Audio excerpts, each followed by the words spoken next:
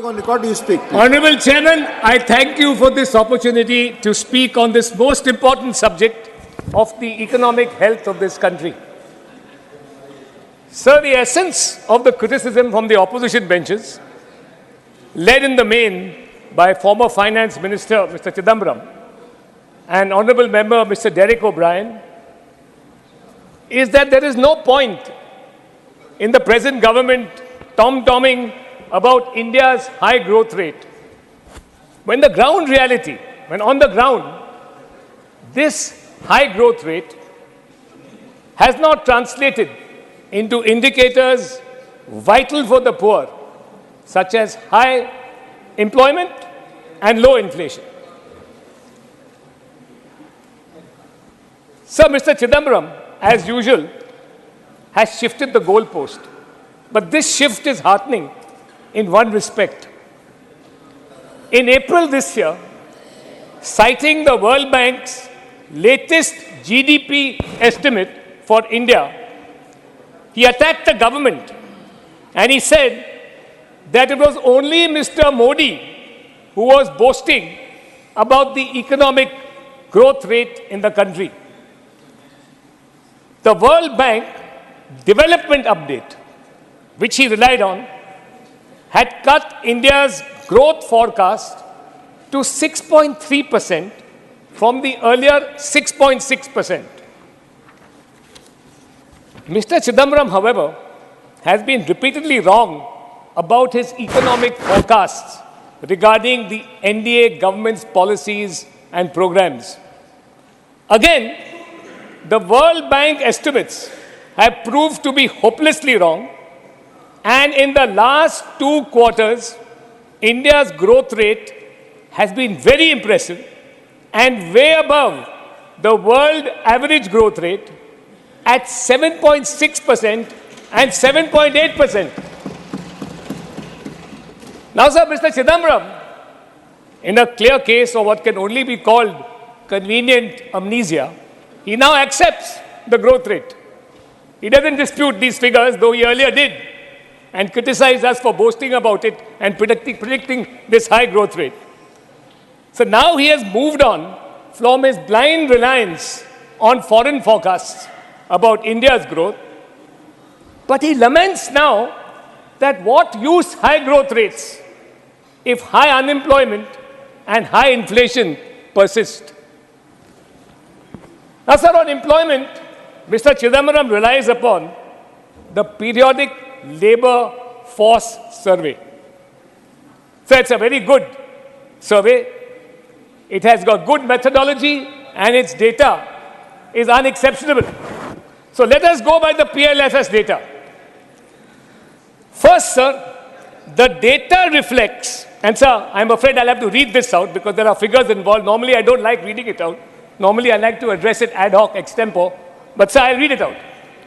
First, the data reflects that both in quantity and quality, the employment situation improved consistently before the COVID pandemic. From 2017-18 to 2019-20, regular wage / salaried employees increased by 1.5 crores, a growth of 13.2%. The increase among females was 0.72 crores or 29.4%, and that for males 0.79 crores or 8.8%. Further, formal employment increased by 1.2 crores or 25.3%. The quantity of employment improved pre-pandemic as well. From 2017-18 to 2019-20, the UR, that is the unemployment rate, which captures long-term unemployment, decreased from 6% to 4.8%. The labor force participation rate, LFPR, increased from 49.8% to 53.5%. And so the worker population ratio increased from 46.8% to 50.9%. These changes were widely dispersed in rural and urban areas and for males and females. Now, sir, this is the pre-COVID. So as everybody knows, there was a setback to the economy during COVID. But let us come to the post-COVID situation. Post-COVID, urban employment registered a robust V-shaped recovery after the adverse impacts during lockdown and the second wave of the pandemic.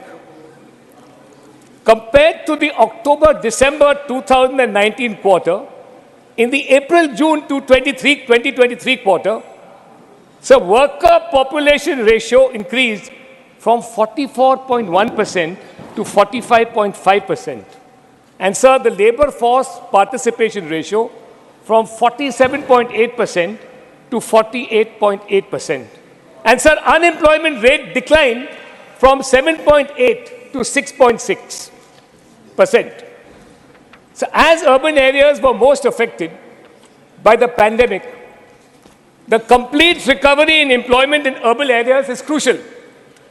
The unemployment rate recorded in April-June 2023 quarter is the lowest, sir. This is important.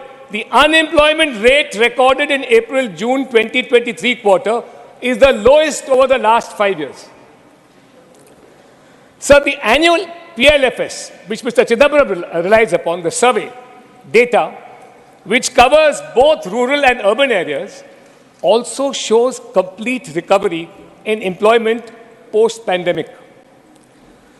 This pattern of complete recovery in employment is reflected similarly in data from, sir, EPFO, which is the Employees Provident Fund Organization, and Manrega.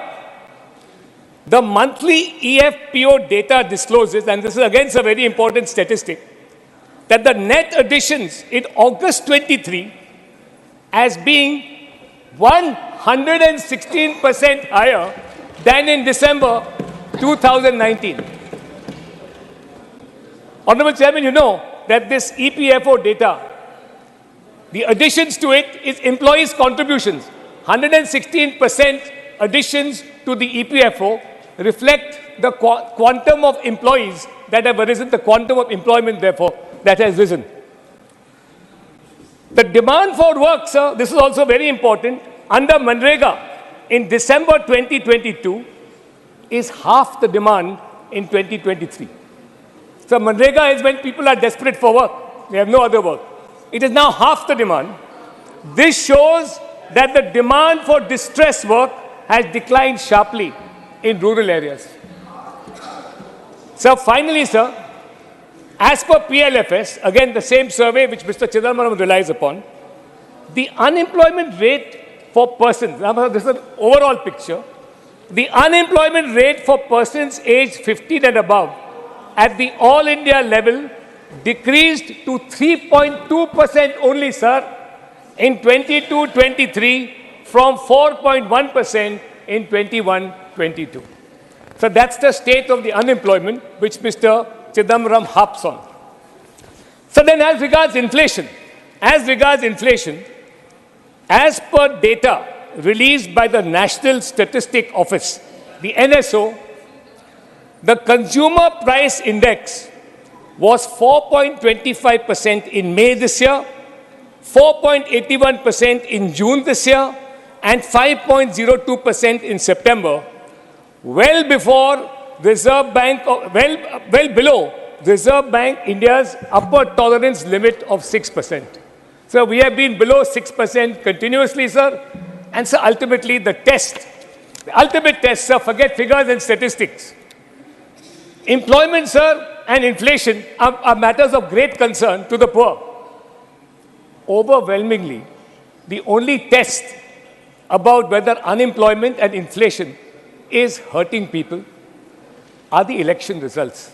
Sir, the overwhelming results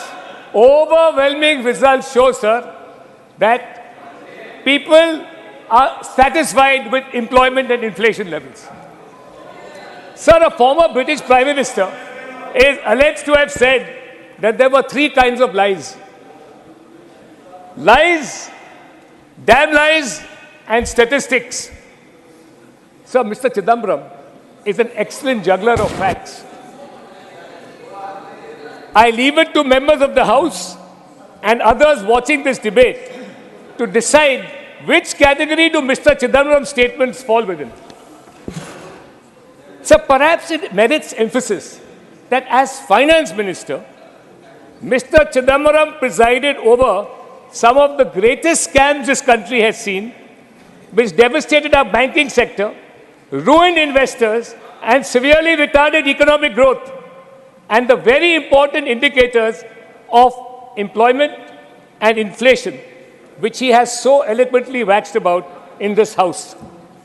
So the only silver lining, I may add, personally, is that his activities and those of his government have, in that aftermath, enriched a battalion of lawyers whose earnings, sir, I cannot grudge.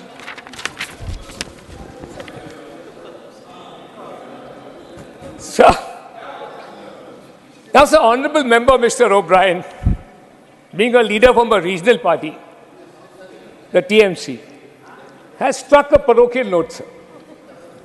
He talks about, sir, 8.5% growth rate in West Bengal, which is true.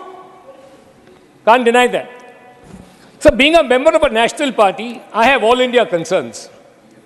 But I do admit to having a soft corner for West Bengal, having studied in a boarding school there from the age of 10 to 16 in that picturesque hill station, Darjeeling. So the burden of Mr. O'Brien's song is that India's high growth rate has only enriched billionaires and widened the inequality gap. Sir, I acknowledge, as I said, that West Bengal has a high growth rate of 8.4%, which is above the national average. But perhaps an examination of statewide data should reveal to Mr. O'Brien where the fruits of economic growth in West Bengal have gone. Sir, if per capita income is a measure of economic welfare, then West Bengal per capita income is well below the national average, and in fact, apart from a few northeastern states, one of the lowest in the country. Then, sir, again, on the question of income inequality, which he talks so much about, so as per the Gini coefficient, so the Gini coefficient is now a measure used by economists to measure income inequality, income distribution. So as a measure of inequality, West Bengal has a coefficient of 0.38, which is the third largest in the country and more than the national average. So if you go by income inequality, income distribution, his state performs the third worst in the country. So perhaps he needs to ask, as a former quiz master, some questions of himself, and he may discover some home truths. Sir, in conclusion, it is the right of the opposition not merely to ask questions, but to ask incisive, searching questions of the treasury benches. But, sir, equally, it behoves the opposition not to buttress their case with selective facts, slanted questions, and distorted data. So the people of this country deserve to know from their elected representatives the unvarnished truth. I thank you, sir. Thank you.